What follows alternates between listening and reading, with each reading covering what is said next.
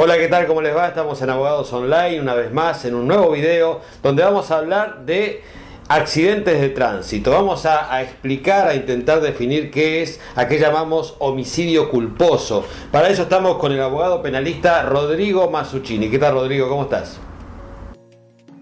Muy bien, Claudio. Muy buenos días. Y creo que la mejor forma de entender este tema es a través de ejemplos, de casos extraídos de la realidad que lamentablemente ocurren en nuestro país y más específicamente en la provincia de Santa Fe. Tengo ejemplos de trabajo concretos, hechos concretos, no de laboratorio, que me ha tocado en mi labor de abogado penalista, pero primero establecer a nuestra audiencia las cifras de Santa Fe para saber de qué estamos hablando realmente cuando hablamos de accidentes de tránsito y a veces su peor consecuencia, que son los homicidios culposos. Entre el 10 de enero de 2014 y el 31 de diciembre de 2018 hubo 2.888 víctimas de homicidios culposos. Eso implica, de los cuales el 85% fueron accidentes de tránsito. Para que vean la importancia de esto, fueron estos homicidios culposos 54% más que los 1.876 homicidios dolosos de ese periodo. Para que la provincia de Santa Fe, que tiene una tasa de homicidios dolosos enorme, se ha superado por los homicidios culposos, vemos que tenemos un problema muy serio, que es un problema de toda la Argentina, pero Santa Fe realmente aterra, porque el número, te das cuenta, estamos hablando de 2.888 vidas, 40 vidas por mes se pierden en accidentes culposos. Ajá. Eso implica que obviamente no se está trabajando realmente en prevención. ¿Y cuáles podrían ser las formas de prevención de estos accidentes? La prevención es, por ejemplo, tener buenas rutas, tener autopistas, autovías. No puede ser que en pleno 2021 rutas muy concurridas como la 33, las 34 sigan teniendo una mano, y cuando uno tiene que pasar una hilera de 3 camiones debe jugarse la vida en cualquiera de esas dos rutas. Tenés que jugarte la vida para pasarlo en contramano y tener suerte que no venga otro por enfrente. O sea que esa es una de las principales causas. Pero voy a la parte técnica. Muchas personas piensan que el derecho penal se aplica solo a los delincuentes, que uno nunca se va a ver en la circunstancia tan horrible de que lo llame un fiscal, que lo impute o que queda detenido, que te pare la policía y diga, disculpe, usted queda detenido. Es horrible, es una de las peores situaciones que le puede pasar a un ser humano. Y todos nosotros, todos los que manejamos, que somos la mayoría, hoy mismo, por un mal momento, podemos quedar detenidos por un accidente de tránsito. No voy a decir homicidio culposo porque, y eso quería hablar y aclararlo a la comunidad, no cualquier accidente de tránsito con resultado muerte es un homicidio culposo. Un homicidio culposo debe ser realizado con imprudencia, negligencia, impericia, inobservancia de los reglamentos o deberes del cargo, o con violación de los reglamentos de la conducción del vehículo motor. Bien, y como lo dice la denominación homicidio culposo, uno tiene la culpa, por alguna razón, de nuestra responsabilidad, de haber ocasionado la muerte de otra persona. Exacto, lo bajaste perfectamente para que lo entiendan las personas. Una cosa es un accidente, ahora pongo el ejemplo que me han tocado de casos concretos, colectiveros profesionales, o sea, conductores profesionales con larguísima experiencia, uno conduciendo un vehículo, un colectivo, a 20 kilómetros por hora, o sea, totalmente reglamentario, con cuidado, con atención. Esto es una desgracia total, pero desgracia, unos niños jugando a la pelota en el barrio, tiran la pelota, uno cruza a buscar la pelota, la agarra y vuelve a cruzar y sale desde atrás del contenedor. Imposible frenar el vehículo, esa mole, por más atento que uno esté. Obviamente aplican los frenos, pero el solo golpe de esa masa, que es un colectivo con una velocidad de 20 kilómetros por hora, mata al niño. Entonces la gran discusión que se generó ¿es homicidio culposo o no es homicidio? Obviamente, en mi opinión, y es lamentable para la familia, es muy, muy duro de entender, pero no es un homicidio culposo. ¿Por qué? Porque en la vida de sociedades civilizadas y tecnificadas como la nuestra, existe algo que se llama el principio de confianza. O sea, el conductor, cuando está conduciendo según las reglas de tránsito, debe esperar que el peatón se maneje con las reglas de tránsito. Si un niño no se maneja con las reglas de tránsito, por lo general, no siempre, eso también es responsabilidad de los padres. O sea, los padres tienen que estar controlando que el niño no esté en un lugar abandonado que pueda cometer un error. Porque, digamos, uno no podría en principio hacerse cargo de los niños ajenos cuando está manejando, porque si no sería imposible manejar. No hay, y esto es una discusión de la doctrina, para que quede claro, debemos elegir entre los riesgos de una vida moderna, que implica manejar vehículos a motor, vehículos pesados, que pueden generar un riesgo, o decir, es muy riesgoso, no vamos a manejar vehículos a motor, nos vamos a manejar a caballo o a pie, pero eliminamos, por ejemplo, los 2.888 homicidios en estos últimos 4 años, de 2014 a 2018. Obviamente, hemos elegido conducir los vehículos a motor y minimizar los riesgos.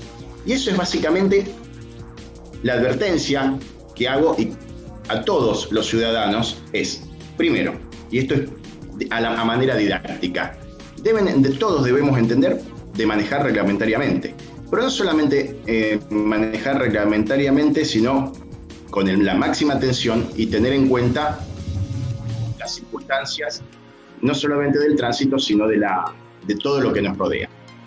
Y si tenemos la mala fortuna de tener un siniestro vial, un accidente, como se le quiera llamar, y esto es un consejo a todos, es tener mucho cuidado en la selección del profesional, del abogado que va a representarlos en la causa. Esto lo digo por mi propia experiencia de abogado penalista, de especialista, que en su buena fe, a veces algunos colegas equivalen y hacen asimilar el siniestro, la muerte, con el homicidio culposo. No siempre es así, y eso es lo que aclaré antes.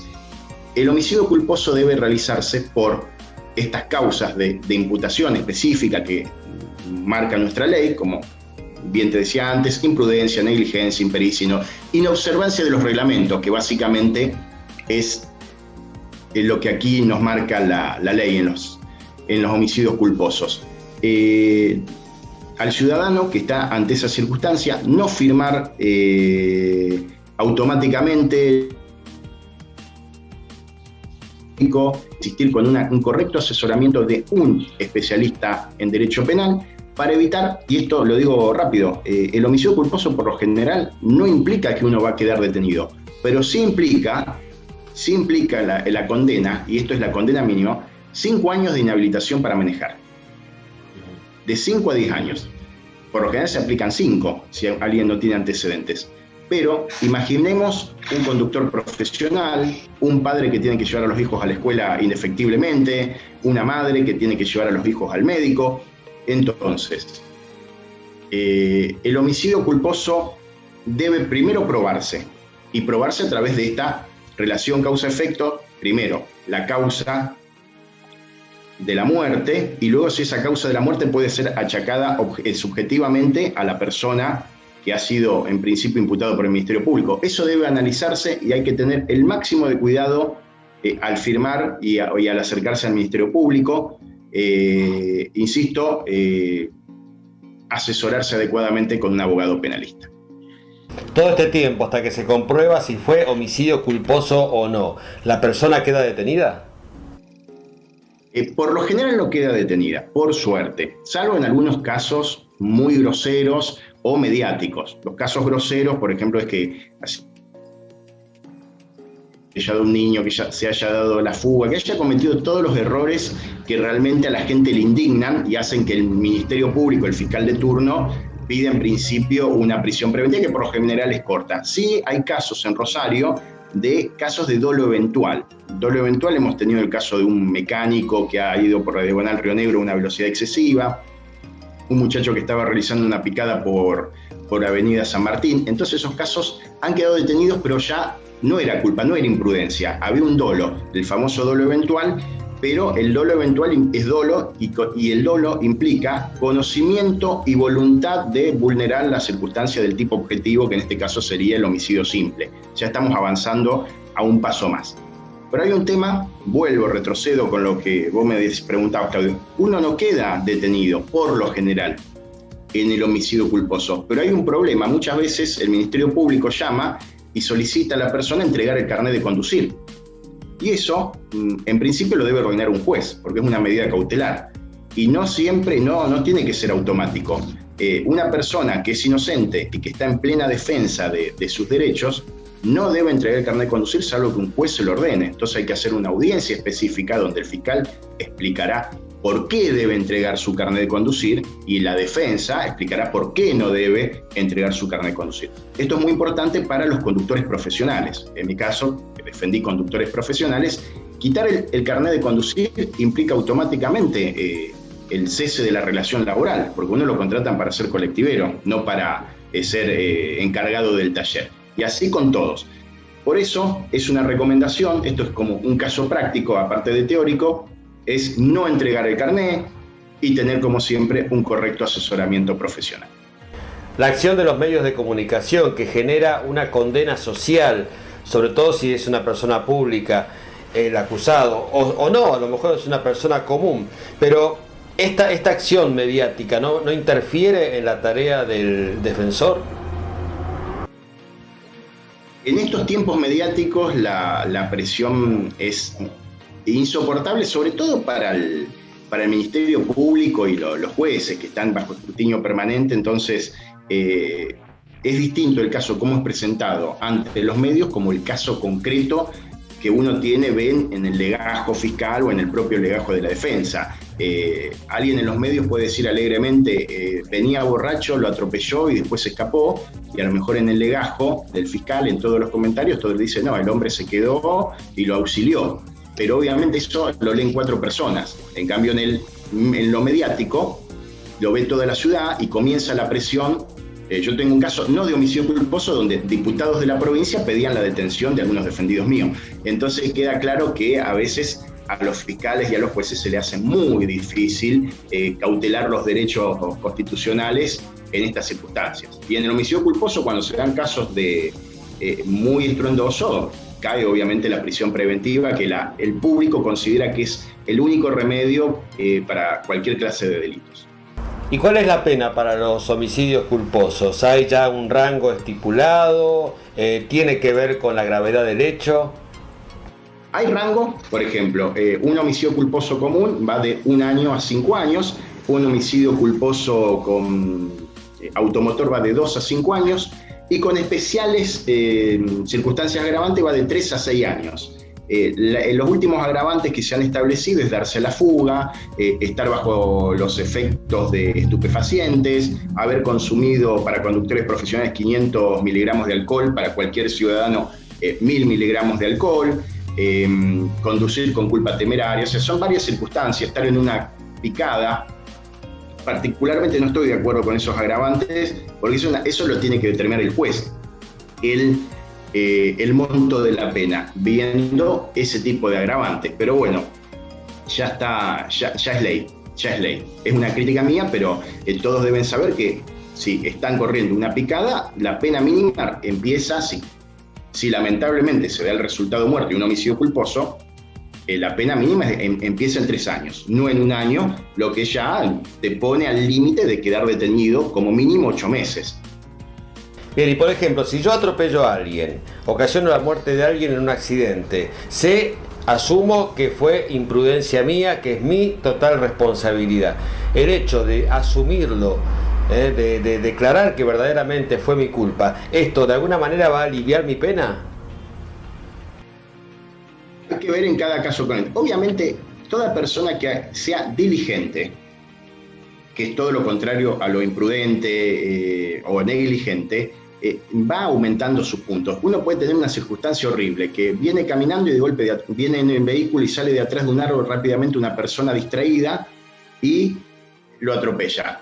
Si uno se queda, llama al 911, espera la ambulancia, intenta auxiliar a esta persona, si está herida, si está fallecida, informa de la circunstancia, no es lo mismo su presentación ante el Ministerio Público cuando declara que una persona que se escapó, que estaba ebria, que no tenía carnet de conductor. Es el día y la noche. Obviamente todo eso funciona, y disculpe la insistencia, Claudio, si tiene un abogado especialista atrás que lo asesore. Si uno va con un abogado amigo y que a lo mejor se dedica a otras cosas, puede ser que no le sirva de nada, que el fiscal, con la habilidad que tiene por manejar siempre ese tipo de causas, le proponga cerrar la causa por el mismo número, entre comillas, de años de prisión e inhabilitación que a una persona que hizo cualquier locura. Así que hay que comportarse bien y a la vez hay que asesorarse bien. Y por supuesto hay que tener en cuenta, y se verá a su debido momento, los derechos de la víctima.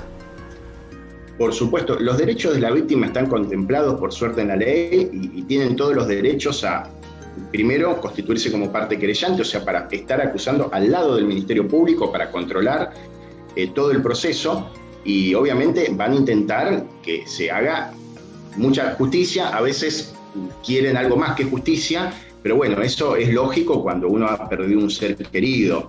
Igualmente, la vía penal y la vía civil corren por carriles separados, entonces nada obsta que una persona sea inocente a nivel penal y a nivel civil se deba reparar el daño, porque hay un hecho objetivo, una responsabilidad objetiva de daño. O sea, un vehículo peligroso que se ha puesto en la vía pública implica que hay que reparar.